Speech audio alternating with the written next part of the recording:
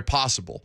And that is what the television networks are telling you by getting a package that Fox will now negotiate over with the Big Ten, including USC and UCLA. So from a business standpoint and from the health of the sports standpoint, just speaking in college football terms, this is going to be beneficial. And I understand why people like Doc feel the way that they do. But what's happened has happened across decades, right? We had Coach Mack on earlier, and he is a TCU alumni, was talking about, how the state of Texas was devastated when the Southwest Conference disbanded. And when the was it the Big 8 became the Big 12 now? Yeah. And teams like TCU, programs like TCU were excluded from that. So this is not a new concept, even if this is a more extreme version than we've ever seen. And by the way, it's just starting. Like, all of this is still very, very preliminary. You're looking at, I know I was reading Dennis Dodd this morning at CBSSports.com, and Dennis had written a column on TV sports executives that he had talked to. Everybody is talking to everybody, is the quote. And that was before UCLA and USC broke the internet, ostensibly. You've got Clemson, Florida State, and Miami with critical decisions on the horizon. It is reason, and this is according to Dennis Dodd's. In fact, can we get Dennis on next week, Lucas? Do you have Dennis Dodd's contact information? We can work on it. I think that'd be swell. I'd like to talk to Dennis Dodd if we could. Clemson, Florida State, and Miami having a decision to make. Industry sources, according to Dennis Dodd, believe it's a reasonable expectation that the ACC powers had previously inquired with the SEC, possibly even the Big Ten. The possibility of $80 million to $100 million in annual media rights trumps anything that the ACC can realistically produce with the current television deal in place. That television deal, by the way, runs through 2036. So this is something that's going to happen all across the board. There's going to be penalties for breaking rights rumors, or rather for breaking rights deals. And to look at this, you're talking about $50-60 million to get out of your television contract, and you could make that up in a year with the amount of money that these member institutions are now getting. So what is the next domino to fall? It seems like Clemson, Florida State, and Miami are three of the big ones that you should keep an eye on. And then there's Notre Dame. Notre Dame, who we talked about earlier, and Notre Dame, who we heard about earlier from Brady Quinn, who of course works for Brady Quinn works for Fox. He was on our buddy Josh Pate's Late Kick live show that is done on the 24. Well, actually, it's not even the 24/7 Sports YouTube page. You see that? It's now the Late Kick YouTube page. Good for Josh. Anyway, so Josh had Brady Quinn on, and they're talking about what's the future of Notre Dame look like. And I want you to hear this clip if you didn't hear it earlier in the show. It's funny. You get both sides of it, and I see both sides of it. There were some people who said, man, this puts us in a great position. Who's a more valued, desired brand in school right now than Notre Dame? And that's not just, for the ACC, which everyone seems to think that that's like a natural fit because of their soft affiliation and the other sports outside of football that are a part of the ACC. But no one seems to look at the Big Ten and go, well, wait a second. Doesn't this make the most sense? That's the conference that's going to be able to pay you the most with the new TV rights deal coming up. That's the conference that most represents probably what you'd like to do from a scheduling standpoint. You're an independent, and there's been years where they've literally played games in New York's, Yankee Stadium on the East Coast, in Chicago, then in LA, or playing up versus Stanford up in Northern California. You've hit all three spots along the way. Only the Big Ten's going to offer you that as a conference. So I actually think as you look down the road, as far as where Notre Dame would potentially join, if they felt the need to. And I think honestly it has to come down to two powers, superpower conferences or power conferences, however you want to describe it. I think it has to come down to that, and really where it doesn't leave them an opportunity to make it to the college football playoff or to be able to have the sort of revenue that they're looking to generate on their own as an independent. If that comes to fruition, I think the Big Ten makes the most sense for a fit. But again, there's still, the soft agreement with the ACC right now, and the NBC Sports still has their rights. And so those things have to be sorted out over the next few years. But To be honest with you, Josh, I really see both sides of it. USC had significant leverage. I don't think there's a college program out there that has more leverage across the board. Again, football matters. The brand of Notre Dame football matters. But the baseball team is a successful program, as Tennessee fans just found out. The hockey team is an incredibly successful program. The basketball team has had stints. I know they haven't performed well in the ACC as of late. But Notre Dame has a tremendous amount of leverage here. So looking at, if they ended up in the SEC, it would be interesting. Unlikely that would be the case.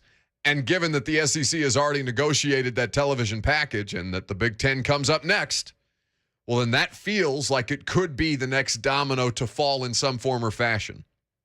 That's really in the list of teams that you look at, programs that you look at, who have options at their disposal. Notre Dame, USC and UCLA, who've already made their decision, Clemson, Florida State, and Miami. Those are the next ones that I would anticipate seeing a decision from. I know that there was some reporter who, and forgive me, I couldn't find the tweet, but I know I did see it yesterday, a reporter who had spoken to athletic administrators at both Oregon and Washington, and they had at that time declared their lack of intention to move from the Pac-12, meaning that they weren't going anywhere in the immediate. But I don't know how much longer that's sustainable for. And John Wilner, who was the first one to break this thing, said Big Ten might not be done yet. Oh, no. Well, I think that kind of leads back into this conversation around Notre Dame. Let's go to Scott in Bethpage up next. What's up, Scott? Man, I tell you what, this is a lot to take in for all of us wannabes that just, trying to find stuff to get through the wasteland that is summer, getting into football season. Yeah. It's just a lot. I never dreamed that we would have an off season like this in a million years, that we would be able to sit here and talk about stuff like this. This is good stuff. What do you think about this scenario, Luke? You've got teams. We've got the transfer portal for students now, for student athletes can jump ship at any time. Are we looking at maybe possible transfer portals for colleges? Because I can see a whole scenario where your Atlantic Coast pulls teams from, like a South Carolina or somebody like that from the SEC, and you start pulling teams from other conferences to form super conferences. And I hope I'm right on this. I don't want just 2 super conferences. I don't want 24 teams on each side. I want at least 4 or 5, maybe 6. I don't know how I don't know how we can achieve that, but I do not want like pro football. Yeah, you don't want the NFL. AFC. We don't need that. To me, that's not going to be a good thing. I do like it. I do like the news of Southern Cal and UCLA coming to the Big Ten, because there's going to be some good matchups there, especially with USC, Lincoln Riley, and all that going on. But I think we're looking at a transfer portal type thing, and that is exactly what I was waiting on. Excellent. But I love you guys very much. Happy 4th of July. Super 4th of July for you too. Thank you very much, sir. We love you too, Scott. Love you too, Scott. Happy 4th of July. So Buckethead has already tweeted me, transfer portals for colleges, what in the absolute hell? But so maybe not to call it a transfer portal for a college. Well, all right. It's free agency. That's what it is. So here's a couple of things, all right? Because you're right. One, we are talking about what is getting ready to be, and what's already, frankly, been, but what is getting ready to be, an unprecedented amount of movement in college athletics, both from players, coaches, and now member institutions of colleges.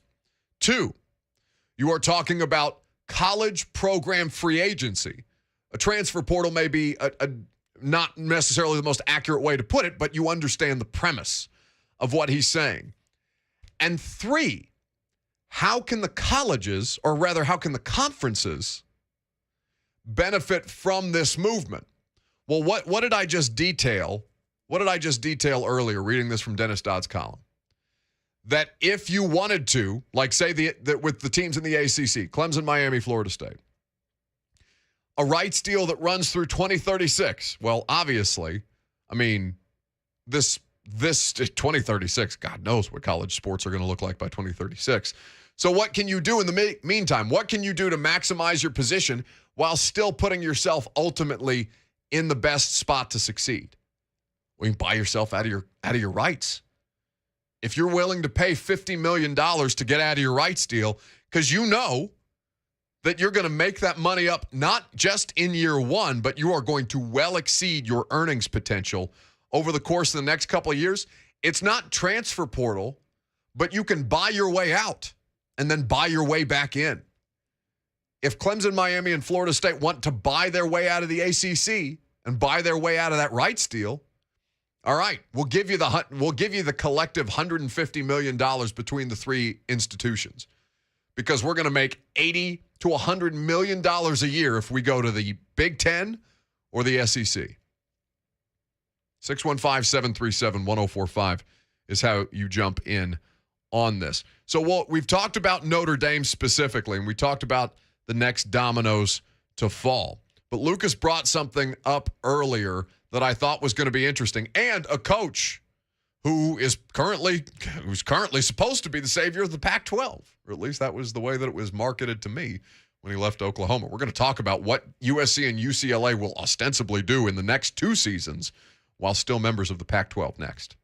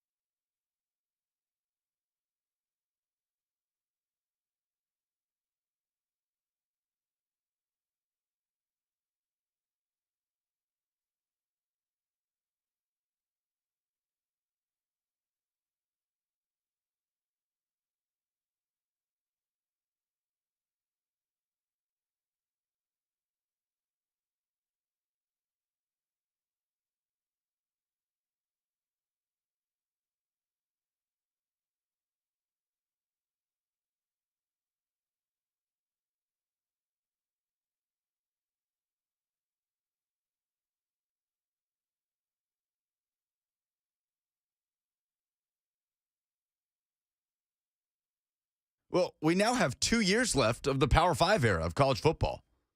Like, that kind of sunk into me this morning. We have 2 seasons left of what we consider to be normalcy, with NIL stuff aside, in college football, at least when it comes to scheduling. It's just crazy. And that also means Lincoln Riley has 2 years to take advantage of the easiest path he will ever have to the college football playoff, because that was one thing that I feel like wasn't talked about yesterday. Well, because it totally resets the conversation about college football playoff expansion, but how much harder USC's path just got to the college football playoff. USC hasn't been nationally relevant in years, and they've been in the Pac-12 all this time. The path for them just got so much harder, and Lincoln Riley, who was accused of avoiding the SEC when he bolted Oklahoma for USC, has just reinserted USC into the jaws of college football, despite not having any, tangible evidence that USC is back yet.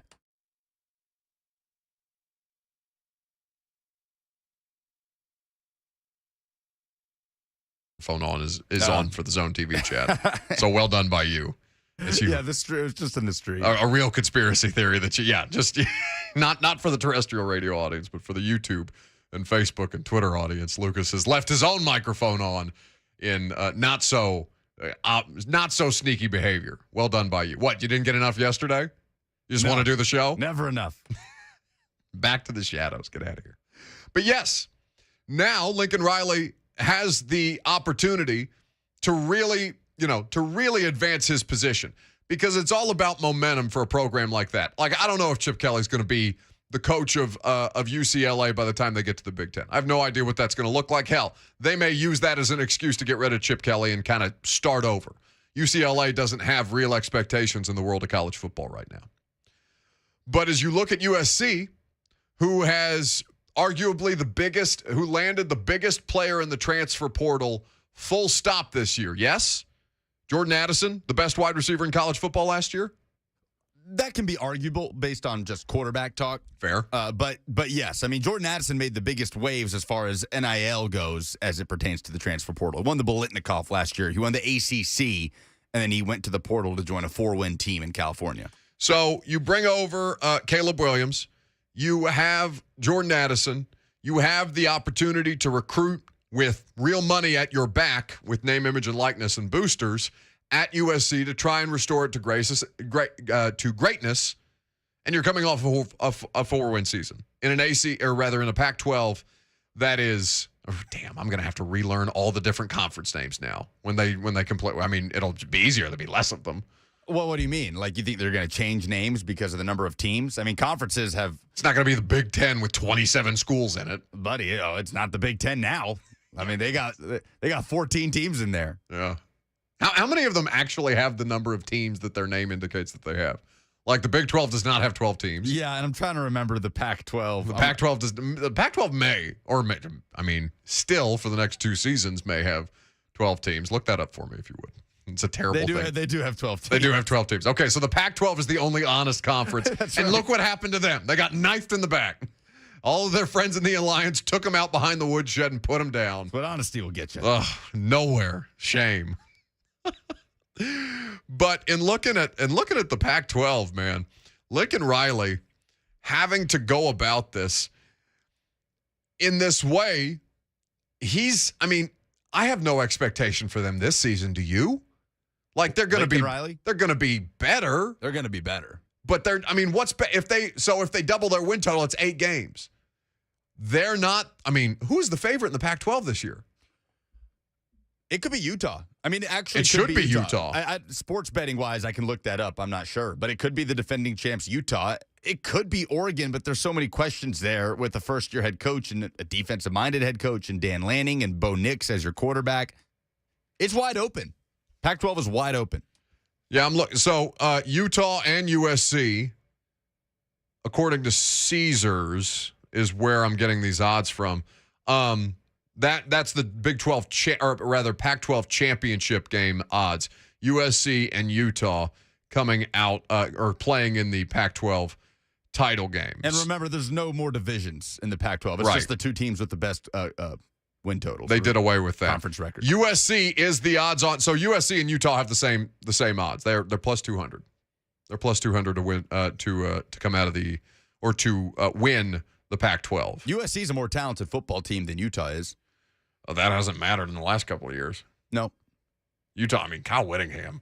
I know. I mean, I don't know what, like, it's one of those things where you look at it and say, okay, when are you going to be promoted to the point of failure where, you continue to get jobs, and then all of a sudden you're not what you were supposed to be, or you're not exceeding the way that you thought you would when you're doing it at Utah. I don't know if Kyle Whittingham is a coach with that kind of ceiling or lack thereof. I don't know. I'm not specifically familiar with that, but I will tell you that what Utah brings to the table, this is like Mario Cristobal and Lincoln Riley, okay? I can't remember if I had this conversation with Josh Pate or with somebody else recently, but Pate or whomever asked me, would you rather have a team recruited to the identity of Mario Cristobal or recruited to the identity of Lincoln Riley? And what you've seen from both of those programs previously at Oregon and at Oklahoma. And I don't know what your response to that question would be. It's a good question. There's varying factors. I mean, you just mean stylistically, culturally? I think all of it, right? Like, I'm asking you to take all those things into account, look at the coaches, look at the levels of success, where they've played and what they've been able to do or not been able to do with what they've got, and ask you the same question. Right now, I say Lincoln Riley. Lincoln Riley has the body of work. He has Big 12 titles. He has college football playoff appearances. Mario Cristobal couldn't get that done at Oregon. He's a great coach, and I think he's as likely as anybody to bring Miami back to where it wants to be, especially with the backing he now has that Miami hasn't had in recent years. But Lincoln Riley's done it. Lincoln Riley's been in the playoff. Mario Cristobal had Justin Herbert, and we had questions about whether Justin Herbert was better than Tua. Yeah, they should have won the Pac-12 under Mario Cristobal. They were good enough to win the Pac-12 multiple years. Agreed. But I think the core principles, and here's why I'd go Mario. I think the core principles of what Mario Cristobal brings, toughness, physicality, trenches, I think that still matters, even as, defensive stops in the college game are less important than they've ever been. Georgia is a different conversation, but Nick Saban has adapted the way that he's played. They've been willing to sacrifice a little bit on defense because that's the nature of the game right now. I still think, though, that kind of mentality that you would want a football team to embody would be that of Mario Cristobal as opposed to Lincoln Riley. Yeah, that's fair. Mine's based on results. And, that's what matters, right? I think ultimately that's what it comes down to, and I think most people would say Lincoln Riley or Mario Cristobal. What the hell are you talking about? Lincoln Riley over 10 times out of 10. No, but what you said is why people believe Mario Cristobal will succeed at Miami. And who's happier today than Mario Cristobal? Oh. This is because there was always conversations around Mario. Sure. Right? Talk about leaving at the right time. But he was always one of those names that was out there, even as Oregon was Oregon's a pretty good job. So looking at this and seeing how Lincoln Riley balances that in today's Pac-12 or the next 2 years of Pac-12, provided that nothing happens between now and 2024 where they would jump ship to the Big Ten prematurely or before they're supposed to jump to the Big Ten between them and UCLA. I think that Lucas is spot on in the idea that they're never going to have an easier path to achieving the thing that Lincoln Riley has already been ready to achieve. That's, again, the risk that you run. And it's why the college football playoff is going to change. This means the field's expanding. Bar none. For those of you who are anti-expansion and who have said, well, if you expand it, then it means less, you water it down, doesn't matter. There's too many teams now, especially if the conferences are going to go this way. They're going to make sure that they have more name brands in it because they want to keep your attention longer. And the idea of automatic bids done constituting the college football playoff is dead in the water, which it probably already was because the SEC was never going to sign up for it. But no. It's totally dead in the water. So I guess, how does this kind of reframe the Lincoln Riley hire, right? If they're going to play in the Big Ten. Now, the Big Ten is going to look different. But for the most part, as we sit here today, it could change. But for the most part, Big Ten football is a much different brand than what Lincoln Riley is. Vastly different. USC, Iowa is going to be the most hilariously mismatched game of completely different styles. That's that is literally the first matchup that came to mind. Because what is USC going to do when Iowa trots out 3 tight end sets and is right with 3 NFL tight ends. You know, that's exactly what I'm saying. Like, it's a completely different style. So how does that play in the Big Ten? I mean, and again, the Big Ten now is going to be again different by the time we get to 2024. There are going to be different teams in there that may, lend itself more to and Lincoln Riley has time to adapt. Hell, Lincoln Riley may not be there in 2 years. We don't know. But what I'm looking at is how this kind of reframes it to keep pace. I mean, they're going to be able to score, but like Big Ten teams are big in a way that you've seen defense kind of erode across college football. Big Ten teams still play defense. That's all they can do. They play defense, they run the ball because it's -12 in Bloomington, Indiana when Ohio State comes to play and you can't throw the ball worth a damn. Did anybody watch the Penn State-Illinois game? Remember the Penn State-Illinois game last season? How could I not? How many overtimes was that? I think 9? No, not 9. 7? Oh, just back and forth of not being able to convert 2-point conversions.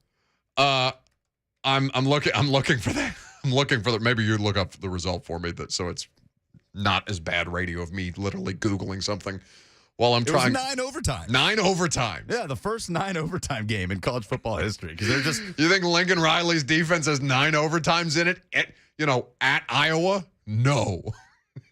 Not a chance in hell. Just bully them into the end zone. Oh, we just need 3 yards? Okay. That's what I'm saying. Like, where do the matchups become the most interesting? Because you mentioned Iowa as a part of this. Michigan is one of these teams, one of the most run-heavy programs in college football last year with the consensus best offensive line in the sport. Lincoln Riley, his defense is not going to play well against teams in the Big Ten as we sit here today. Financially, yes, it makes sense. But USC's first game as a member of the Big Ten would be August 31st, 2024, right? That's the date that's been pinpointed. And right now, that's scheduled to be USC versus LSU. That game is already on the books. It's in Vegas. Apparently something called the Las Vegas Kickoff Classic, which sounds perfect for all this. So year 3 of Lincoln Riley and Brian Kelly. Who do you think is less likely to be there when those two teams play in 3 years? Brian Kelly or Lincoln Riley? Oh, in 3 years. That's a great question. I could see people turning on Brian Kelly quicker because Lincoln Riley is going to get the opportunity to lead USC into the Big Ten. I think Lincoln Riley is about to have a bit of a Mario Cristobal experience. I think Lincoln Riley's going to have talent. I think Lincoln Riley's going to be the name. I think Lincoln Riley's going to be the coach at USC, and I think he's going to underachieve. I don't know why it's just I have nothing other than like how I feel about it internally to say that. We have no idea how to project out that far. So maybe it's a silly exercise. But something about the Lincoln Riley USC, perfect marriage type of situation, something about that it feels to me like it could go awry quickly because the expectations are so low in the Pac-12 already. And because Kyle Whittingham lives to kick people like that's ass. It's the biggest case of, okay, if this doesn't work, then what will in college football, right? It's like the biggest case of if it doesn't work, you throw your hands up and you say, I don't know who's going to solve USC football. It's going to feel impossible if it can't work with Lincoln Riley. Well, and it's not going to get better when they go, like I said, when they go to the Big Ten. I mean, so they were Nebraska. You remember how ridiculous Nebraska's season was? Maybe I only caught a little bit of it because Will Compton would shut the hell up about it on the internet every week. Best 3-win team in football, but he's not outright wrong. Like they were a 3-9 team last year, but the games that the way that they lost games was insane. Lincoln Riley at USC has not 3-9. Like I bet they win 7 games this year, which would be a substantial improvement. But I don't think. I don't know necessarily the passion, the angst that 7 wins with Lincoln Riley at USC would cause among USC boosters and fans. I don't know that there would be that kind of outrage. Coach Mack kind of talked about that earlier, right? There's just a different interest level because you have so many different things, especially in a market like that, to attract your attention from. I don't know that there's going to be a witch hunt for Lincoln Riley if he wins 4 more games than his predecessor. Yeah, no, but the pressure's on. I mean, it will be embarrassing for that program if they can't win the Pac-12 before going to the Big Ten. It will be utterly embarrassing if USC cannot win the Pac-12 within the next 2 years. I am willing, and again, no information on this other than a gut feeling. I bet they don't do it. I bet they don't do it. I bet they don't win the Pac-12 the next 2 years. And what? I'm going to be loud wrong. Somebody's going to clip this. They're going to send it back to me on the internet. Lincoln Riley's going to be, running around with a Pac-12 championship trophy if such thing exists. And it's going to be sent to me until the end of time, like Malcolm Butler coming off IR. I don't care. Something about the Lincoln Riley experience, it doesn't feel right to me. And I don't know why. Do you have anything like that in sports where it's just like like it doesn't make any sense other than you feel that way? Yeah, that's how I felt with, it's a really random, but Mike Norvell at Florida State, hired from Memphis, who did a great job at Memphis. But and I'm not in tune with Florida State's football program. I don't know the culture. I've never been to Tallahassee. I have. But I went to an FSU Miami game one time. Oof. Oh, is that a don't go to Tallahassee? That's a Tallahassee situation. But something about Mike Norvell, Florida State, I just looked at it, I was like, that's not going to work. Well, it's interesting that you say that. And again, I don't know why I was looking at Florida State football closely in recent days, but like they kind of finished pretty strong last year. Like it would have been easy for them to check out and basically to punt on the season. But Florida State and the way that they performed ended. Now, it's been a disaster since Jimbo left. Like, how many people remember the Willie Taggart experience at Florida State? It's a shooting star across. How the hell did Willie Taggart get the Oregon job and the FSU job out of Western Kentucky? Yeah. Did a great job at Western, but well, yeah. Sure, but I mean, come on. Like, I don't know. Maybe that's unfair to Willie Taggart. Now, I've seen a tweet right now. 615-737-1045 is how you jump in. Kyle Umlang on Twitter. The future of college football. Tell me if any of this strikes you. 4 16-team mega conferences. He's even named them. The ACC, the Big 16, the Pac 16, and the SEC. 7 division games, plus 2 rotating conference games, plus 3 out-of-conference games, 1 from each of the mega conferences. 2 best records play in the conference championship game. Conference winners go to the CFB playoff. I don't hate it. I mean, we're going to be playing this game for months and months, right? Just these hypothetical scenarios. I think it works. I think that makes the most sense. I like the Big 16 and the Pac 16. The Big 16. I don't even know what that means anymore. It'll be interesting to see if the Big Ten does rebrand. I feel like they kind of have to. They've stuck with the Big Ten, even moving up to 14 teams. And I don't know what they're going to do with 16, but it will be interesting. I mean, it's a brand association thing. And all of this is about, okay, how can I get the most amount of major brands in my brand so that my brand can be worth more money? So maybe you're right. Maybe they feel strongly about the name Big Ten because it has survived so many different iterations of this. People keep sending me that video or that picture. You even sent it to me on DM on Twitter of just the small. I don't know if it's just like one frat house at Indiana that decided to show up shirtless to a game last season and like have a bit of a rave in the stands where nobody else was at the game. Lincoln Riley not ready for the game day experience in Bloomington, Indiana. Goodness. All right. We'll wrap the show up for the week. We'll update the polls.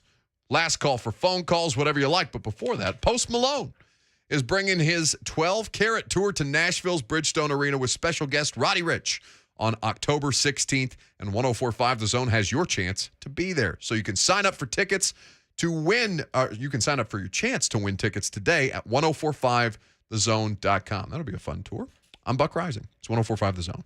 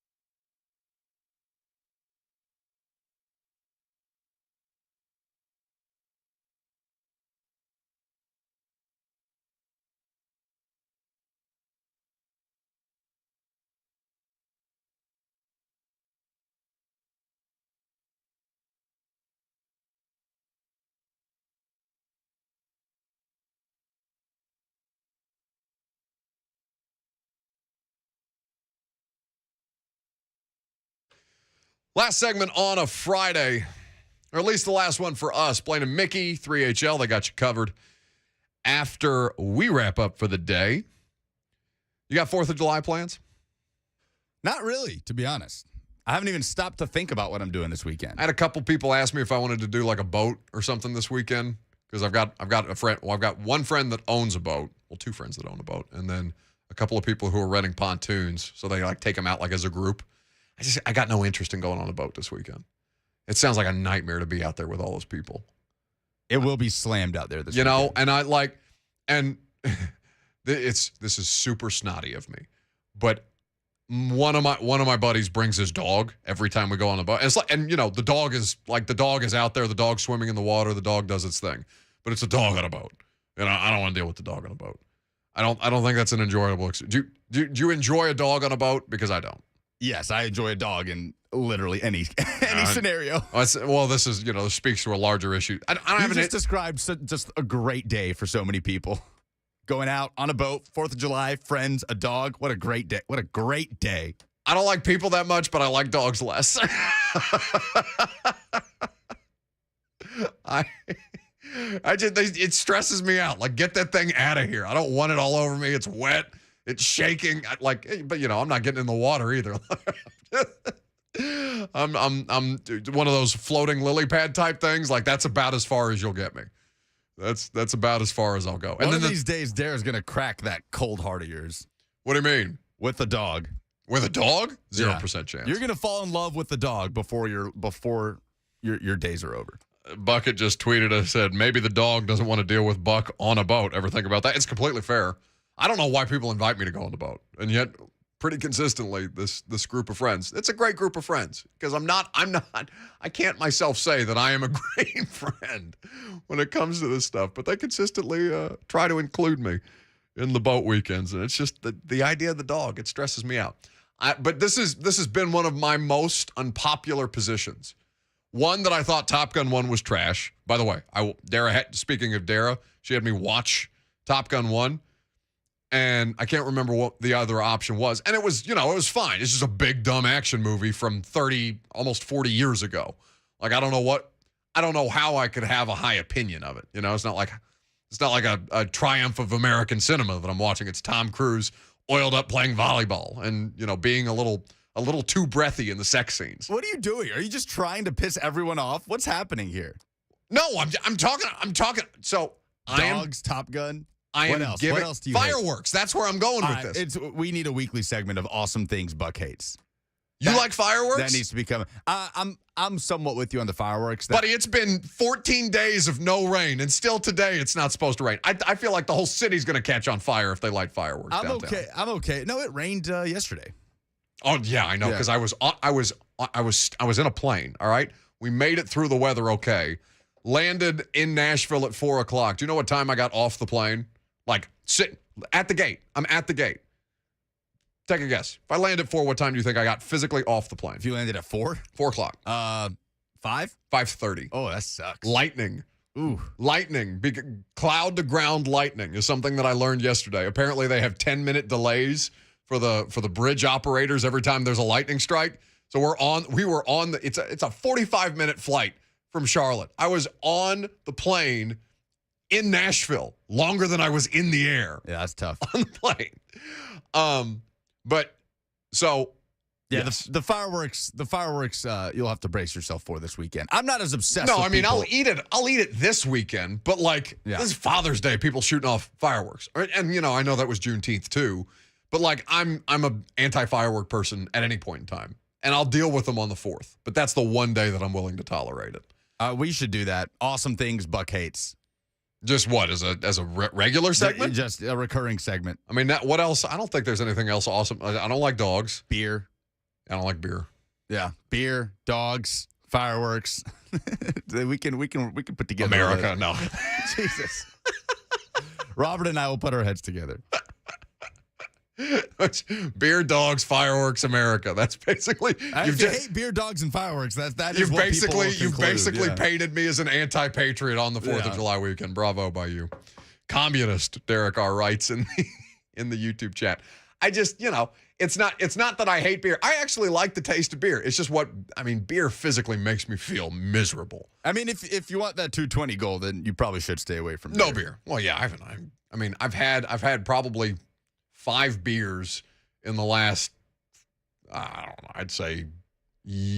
I'd probably say like 3 years. I've had probably a total of 5 beers in the last 3 years. But that's because I drink tequila. It's a more efficient way.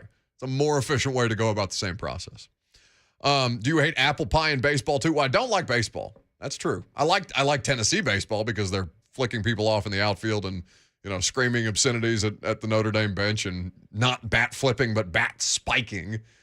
I like that baseball. But yeah, the lack of offense in baseball, home runs or strikeouts, and potentially a whole afternoon wasted watching it. Who was the team? The Reds lost the no-hitter, right? Like the Reds had a no-hitter and lost. Yeah, I believe it was against the Pirates. Do you understand what an incredible waste of an afternoon that would be? So yes, I hate that. Braves start playing the Reds in a series that starts today. Puka writes, Buck does hate baseball. I like a Sounds game. I like to go to a Sounds game. I like the bandbox. They got tequila in the outfield. I'm good. It's right by my house. I can walk to the Sounds Park if I want to. But yeah, so no 4th of July plans, huh? Figure something out. I don't have anything necessarily in the works. I've got some options. 615-737-1045 is how you jump in on the conversation. Yeah, Prometheus adds swimming that I'm not necessarily a fan of, which is something that people would be awesome. Puka says hot dogs. I had a hot dog for the first time the other day. Like I got that Omaha Steaks package that they sent me. The hot dogs were like, all the food. All the food is really, really good. So I had a hot dog for the first time, not at a sporting event the other day, and it was tremendous. So hot dogs I'm in on. That's very, very July 4th weekend. But having people over for barbecue, I don't want to deal with people at my house. I haven't had people over at my house since I bought the thing. And that was because I didn't have any furniture in it. I said, okay, if we're going to do something at the house one time, I'll have people over to the house. But that's about it. You guys, your situation is different. You live with 2 other dudes, and it's basically like a frat house out there in East Nashville. I wouldn't call it that. Buddy, you got like Titans banners hanging from your walls as art. Get out of here. Blue's a big Titans fan. Okay, that's great. It's a frat house. We had like 30 people over for our dog's 12th birthday a couple weeks ago. You would have hated it. You invited me. Yeah, cookout, people, dogs. Oh, it would have been a nightmare for you. Good times. Well, because Robert went, right? Yeah. I have a backyard. I have lawn furniture. I have all the things to have people over. I got a nice setup at the house. I don't want people anywhere near it. That's my space. Leave me alone. Rick in Hendersonville is next. Hello, Rick. Hey, yeah, Buck. Hell, I've been through 5 beers since 11 o'clock this morning. Bravo. Happy Friday, Rick. Now, I do agree on the fireworks. I can actually take the fireworks, but my dog can't. Yeah. And nobody cares about the dogs. Well, I think people who own pets do, right? Like, absolutely. Thanks for the call, Rick. 615-737-1045. I think that people who pet owners probably feel the same way that I do about 4th of July, about fireworks outside the 4th of July. Like, if there's not a reason for you to be launching one of those black cat mortars off in the middle of the street, probably don't do that. just to be a decent human being. Don't be a jerk. Think of the dogs that I don't like. Do the polls. Oh, Nelly, this is Keith Jackson talking about college football. It's time to stop the count. The polls have closed, and the granddaddy of them all has been tallied with your poll update. Oh, Nelly, talking about Buck Rising show producer and daily correspondent, Lucas Panzica. V-Love just tweeted me a picture from Edley's in East Nashville before we did the soccer. It was almost a year ago, the soccer game for my birthday. The last time that I was forced to drink beers against my will with all of us at Edley's. It's a great picture. V-Love looks like he's staring at the beer like he's about to destroy it with his eyes. It's a very intense stare. I know V-Love will be at Geodis Park on Sunday night. We will too. Which move had a bigger impact, Texas and Oklahoma to the SEC or UCLA and USC to the Big Ten? 67% say it was Texas and OU. You know, I think each one becomes more consequential than the last. So that's the only reason that I'm going to say USC and UCLA. Because even then, you thought that I think most people who aren't paying attention to like media rights deals and are in these conversations, most people are probably thinking, well, that's weird. It'll never happen again. And then all of a sudden we're 6 months later and it keeps coming down. It's going to happen more often and quicker. What does Notre Dame do? Big Ten, ACC, or stay independent? 43% say Big Ten, 25% say ACC, 32% say they stand pat. Big Ten for sure. What does college football look like in 10 years? George says it'll be nearly indistinguishable from the NFL, but with more teams and younger players who are paid less. Any schools who are not in the 2 or maybe 3 super conferences are more or less FCS programs. Yeah, minor league NFL. I mean, it's been minor league NFL, but, now it'll actually look like the NFL. Paxton says players having agents and holdouts. Well, they already have. I mean, they don't outright have agents, but they have advisors. They have representation. Representation, lawyers. So that's already happened. And, I mean, holdouts, yeah. Or, just getting up and leaving if they think there's a better financial deal with the one-time transfer. Beetle Buggin says it's going to be weird with 2 major super conferences, NIL, millions flowing, and transfer portal free agency. Needless to say, it won't look like college football. No, but it'll be better, I think, for the people. For the audience that doesn't consume college football. They're trying to get it more mainstream. This is the way to do that. What do you hate the most about the future of college football? Cousin P says the fact that parents are going to push their kids to play sports even more for a money grab. I guess that's kind of like what? Like pageant moms and pageant parents and stuff like that. Maybe the kid doesn't necessarily want to be traveling around and doing all this makeup at 5 years old. Dara used to watch that show. I think it's called Pageant Moms. So cringy. Like some of that, I know it's television and they play a lot of that stuff up because somebody's got to be the bad guy for it to be good TV. But, that stuff probably already happens. Now it's just going to be easier to attain the money that they're pushing them to try and make. Kenneth says the thing he hates the most, nothing. There will still be fun matchups. It'll still be dominated by 2 to 4 teams, but now it's publicly greedy instead of privately greedy. No, Kenneth's like me, man. I think this is great. I think this gets me to care vastly more about college football than I otherwise would. Well, TK, it's kind of with me saying I hate that they're trying to be a poor man's NFL. There's only one NFL and nobody will be able to replicate it. I worry that it'll be hard to distinguish between the model of college football and the model of NFL in the future, which is part of what makes college football great in the first place. No, in fact, I think the distinguishing part will be that it's free agents. Like the players can be free agents every year if they so choose. It may almost even be better than what you have at the NFL level if you are somebody who gets caught up in the transaction news that way. My answer of what I hate the most really is the inevitable death of several traditional rivalries across college football. You'll get over it. You're going to watch it anyway. Oh, I'm going to watch it. Will USC win the Pac-12 before moving on to the Big Ten? 72% say no. I don't think so, man. I don't know why. Listen, I have no good reason to. I don't hold anything against Lincoln Riley. I hear he's a little pretentious.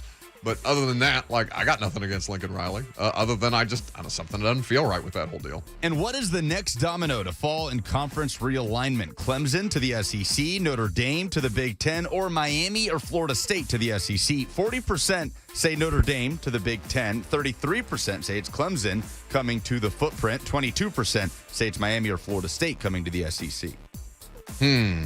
That's a good question. WB Attorney says Notre Dame should go to the ACC, and I'll die on that hill. The ACC, I think, is dying on a hill, and I don't know if Notre Dame wants a part of that in football. Well, like that tweet we brought up earlier, the 4 super conferences, including the ACC and the Pac-16, the Big 16, and the SEC. I think there's still probably a path, but it's less likely that happens. And I think Miami, Clemson, and Florida State are the places that you need to keep an eye on. Those are the polls? Those are the polls. That's the show. We'll do it again on Tuesday, as Lucas has frequently reminded me. Apparently, I was planning on showing up for work on July 4th. We'll have the day off. You guys have the day off. Have a great time. I'll talk to you Monday night on A to Z Sports Primetime.